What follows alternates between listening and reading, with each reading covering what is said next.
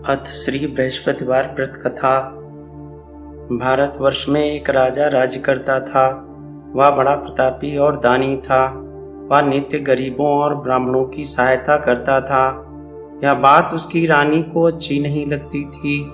वह ना ही गरीबों को दान देती, ना ही भगवान का पूजन करती थी और राजा को भी दान देने से मना किया करती थी। एक दिन राजा शिकार खेलने वन को गए हुए थे तो रानी महल में अकेली थी। उसी समय बृहस्पति देव साधु वेश में राजा के महल में भिक्षा के लिए गए और भिक्षा मांगी। रानी ने भिक्षा देने से इनकार किया और कहा, हे साधु महाराज, मैं तो दान पुण्य से तंग आ गई हूँ। मेरा पति सारा धन लुटाता रहता है।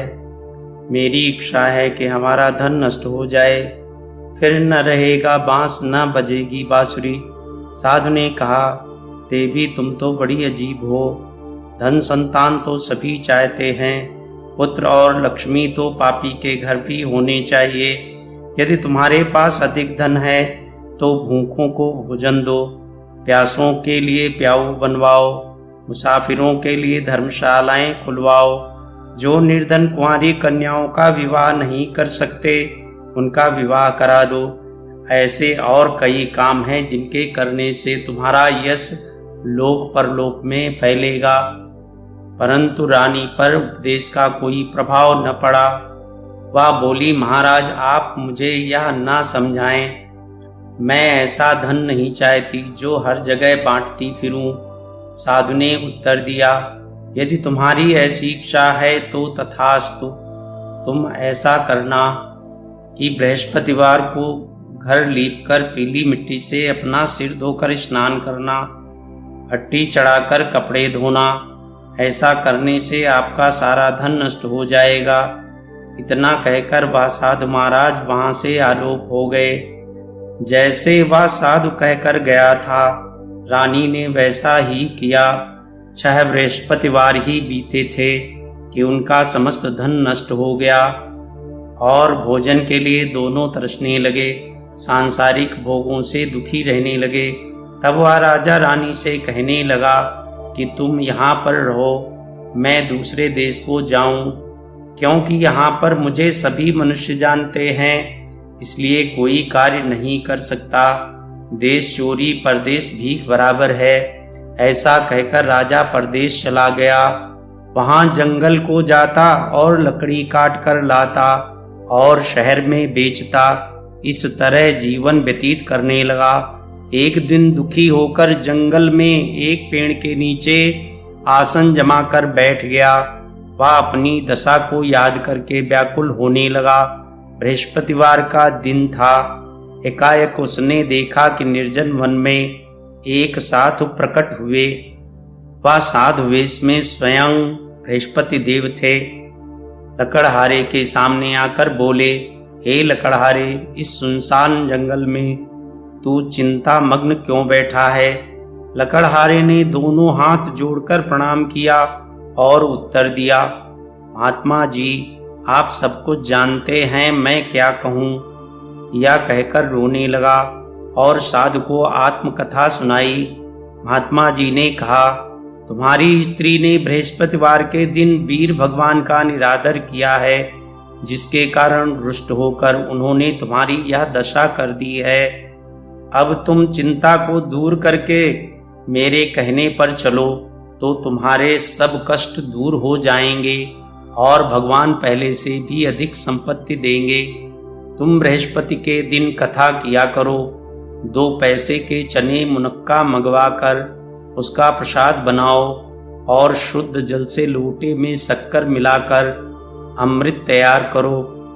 कथा के पश्चात अपने सारे परिवार और सुनने वाले प्रेमियों में अमृत व प्रसाद बांटकर आप भी ग्रहण करो। ऐसा करने से भगवान तुम्हारी सब मनोकामनाएं पूरी करेंगे। साधु के ऐसे वचन सुनकर लकड़हारा बोला, हे प्रभु, मुझे लकड़ी बेचकर इतना पैसा नहीं मिलता जिससे भोजन के उपरांत कुछ बचा सकूं। मैंने रात्रि में अपनी स्त्री को व्याकुल देखा है। मेरे पास कुछ भी नहीं जिससे उसकी खबर मंगा सकूं। साधु ने कहा, हे लकड़हारे, तुम किसी बात की चिंता मत करो। बृहस्पति के दिन तुम रोजाना की तरह लकड़ियां लेकर शहर को जाओ। तुमको रोज से दुगना धन प्राप्त होगा, जिससे तुम भली भांति भोजन कर लोगे तथा बृहस्पति देव की पूजा का सामान भी आ जाएगा। इतना कहकर साधु अंतर्ध्यान हो गए। धीरे धीरे समय व्यतीत होने पर फिर वही बृहस्पतिवार का दिन आया। लकड़हारा जंगल से लकड़ी काटकर किसी शहर में बेचने गया। उसे उस दिन और दिन से अधिक पैसा मिला। राजा ने गुड़ चना आदि लाकर गुरुवार का व्रत किया। उस दिन से उसके सभी क्लेश दूर हुए। परंतु जब दोबारा गुरुवार का दिन आया तो बृहस्पतिवार का व्रत करना भूल गया। इस कारण बृहस्पति भगवान नाराज हो गए। उस दिन से उस नगर के राजा ने विशाल यज्ञ का आयोजन किया तथा शहर में यह घोषणा करा दी कि कोई भी मनुष्य अपने घर भोजन न बनावे, न आग जलावे। समस्त जनता मेरे यहाँ भोजन करने आवे। इस आज्ञा को जो ना मानेगा उसके लिए फांसी की सजा दी जाएगी।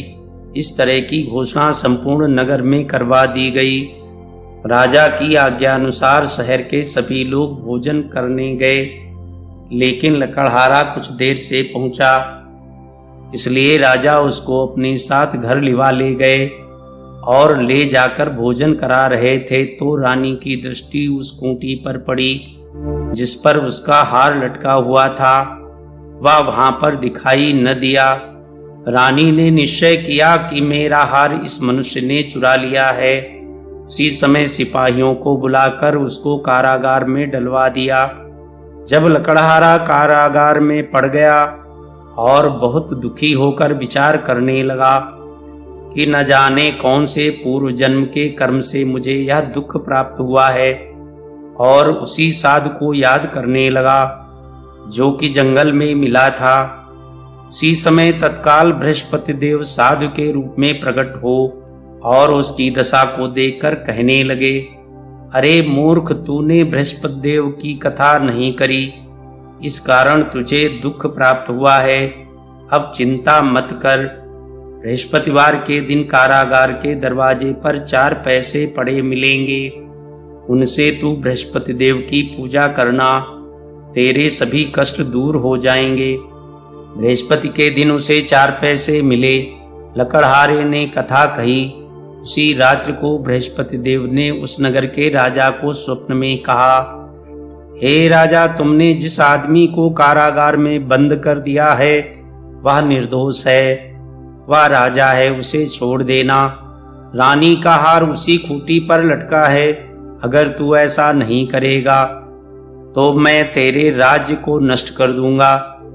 इस तरह रात्रि के स्वप्न को देखकर राजा प्रातःकाल उठा और खूंटी पर हार देखकर लकड़हारे को बुलाकर क्षमा मांगी तथा लकड़हारे को योग्य सुंदर वस्त्राभूषण देकर विदा किया। बृहस्पति देव की आज्ञा के अनुसार लकड़हारा अपने नगर को चल दिया। राजा जब अपने नगर के निकट पहुंचा तो उसे बड़ा आश्चर्य हुआ। नगर में पहले से अधिक बाग, तालाब और कुएं तथा बहुत सी धर्मशालाएं, मंदिर आदि बन गई हैं। राजा ने पूछा, यह किसका बाग और धर्मशाला है? तब नगर के सब लोग कहने लगे, यह सब रानी और बांदी के हैं। तो राजा को आश्चर्य हुआ और गुस्सा आया। जब रानी ने यह खबर सुनी कि राजा आ रहे हैं तो उसने बांदी से कहा कि हे दासी, देख, राजा हमको कितनी बुरी हालत में छोड़ गए थे। हमारी ऐसी हालत देखकर वह लौट ना जाएं, इसलिए तू दरवाजे पर खड़ी हो जा। आज्ञानुसार दासी दरवाजे पर खड़ी हो गई। राजा आए तो उन्हें अपने साथ लिवा लाई। तब राजा ने क्रोध करके अपनी रानी से पूछा कि यह धन तुम्हें कैसे प्राप्त हुआ है? तब उन्होंने कहा, हमें यह सब धन बृहस्पति देव के इस व्रत के प्रभाव से प्राप्त हुआ है। राजा ने निश्चय किया कि 7 रोज बाद तो सभी बृहस्पति देव का पूजन करते हैं, परंतु मैं प्रतिदिन दिन में 3 बार कहानी कहा करूंगा तथा रोज व्रत किया करूंगा।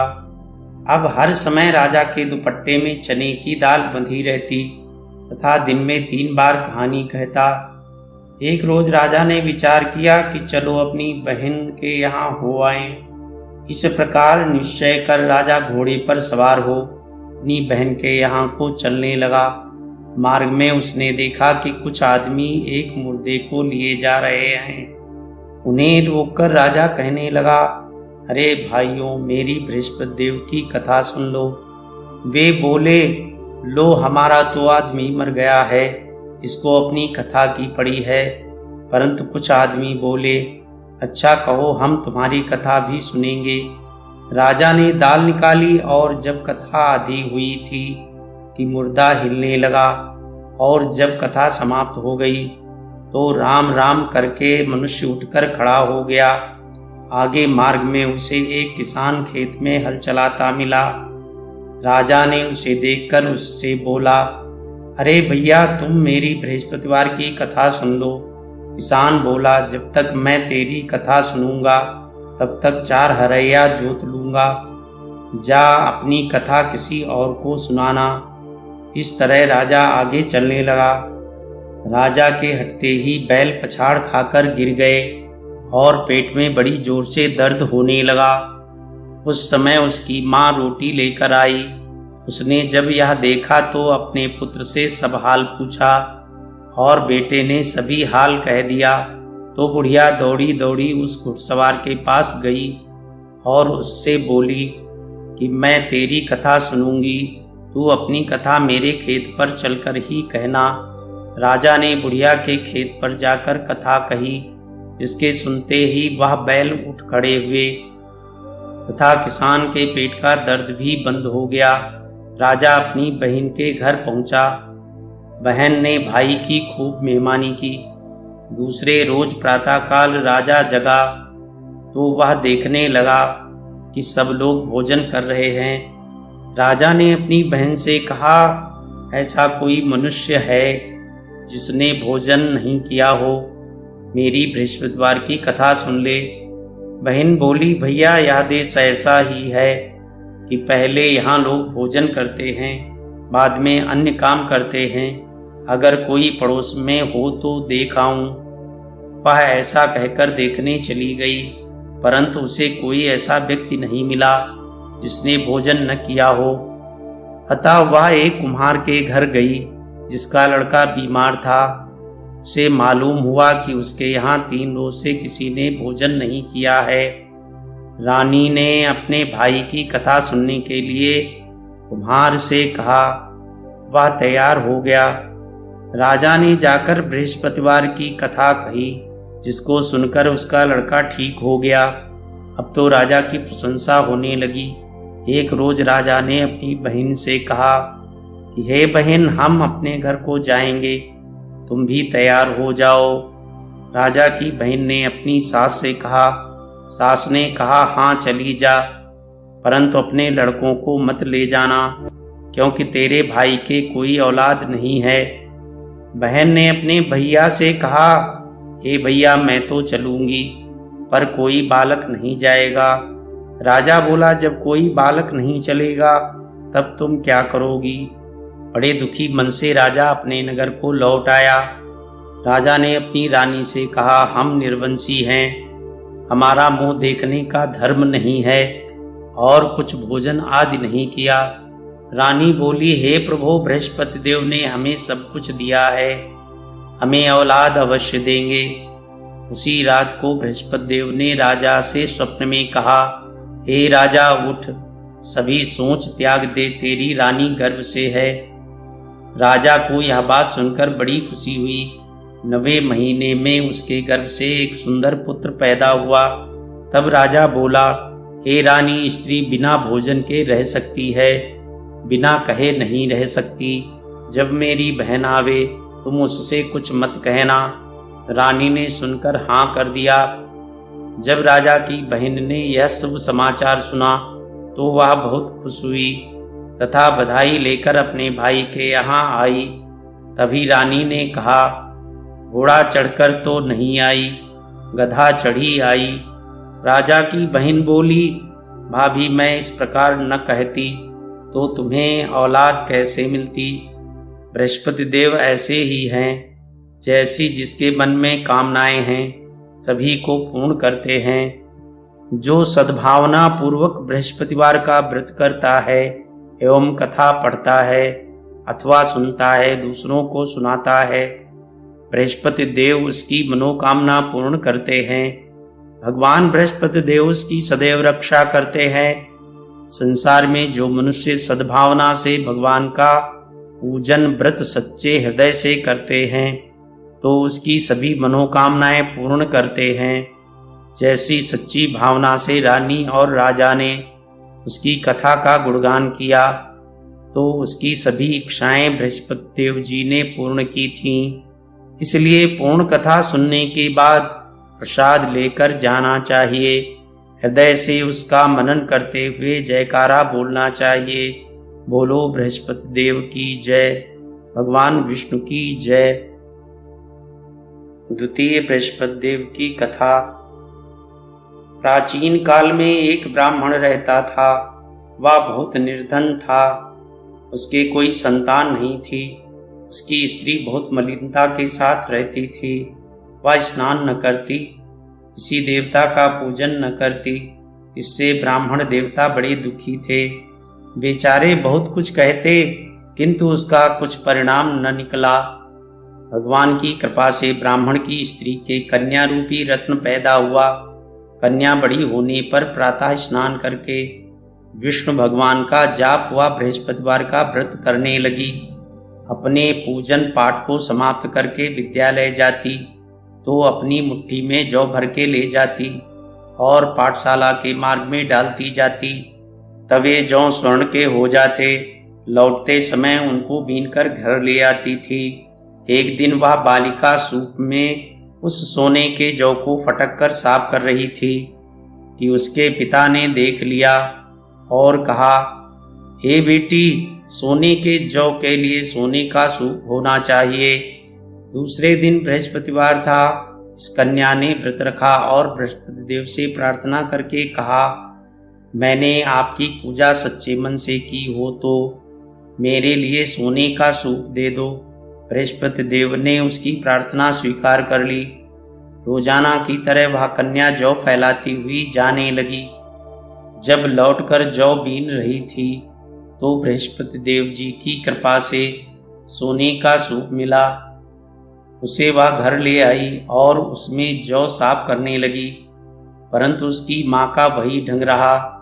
एक दिन की बात है कि वह कन्या सोने के सूप में जौ साफ कर रही थी। उस समय उस शहर का राजपुत्र वहां से होकर निकला।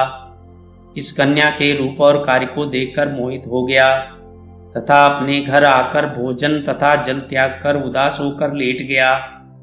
राजा को इस बात का पता लगा तो अपने प्रधानमंत्री के साथ उसके पास गए और बोले, हे बेटा, तुम्हें किस बात का कष्ट है? किसी ने अपमान किया है अथवा और कारण हो सो कहो, मैं वही करूँगा जिससे तुम्हें प्रसन्नता हो। अपने पिता की राजकुमार ने बातें सुनी तो वह बोला, मुझे आपकी कृपा से किसी बात का दुख नहीं है। किसी ने मेरा अपमान नहीं किया है, परंतु मैं उस लड़की से विवाह करना चाहता हूँ जो सोने के सूप में जौ साफ कर रही थी। यह सुनकर राजा आश्चर्य में पड़ा और बोला, हे बेटा, इस तरह की कन्या का पता तुम ही लगाओ। मैं उसके साथ तेरा विवाह अवश्य ही करवा दूंगा। राजकुमार ने उस लड़की के घर का पता बतलाया। तब मंत्री उस लड़की के घर गए और ब्राह्मण देवता को सभी हाल बतलाया। ब्राह्मण देवता राजकुमार के साथ अपनी कन्या का विवाह करने के लिए तैयार हो गए तथा विधि विधान के अनुसार ब्राह्मण की कन्या का विवाह राजकुमार के साथ हो गया।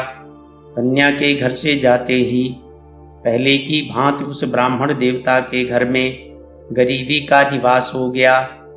अब भोजन के लिए भी अन्न बड़ी मुश्किल से मिलता था। एक दिन दुखी होकर ब्राह्मण देवता अपनी पुत्री के पास गए। बेटी ने पिता की दुखी अवस्था को देखा और अपनी माँ का हाल पूछा। तब ब्राह्मण ने सभी हाल कहा। कन्या ने बहुत सा धन देकर पिता को विदा कर दिया। इस तरह ब्राह्मण का कुछ समय सुखपूर्वक व्यतीत हुआ। कुछ दिन बाद फिर वही हाल हो गया।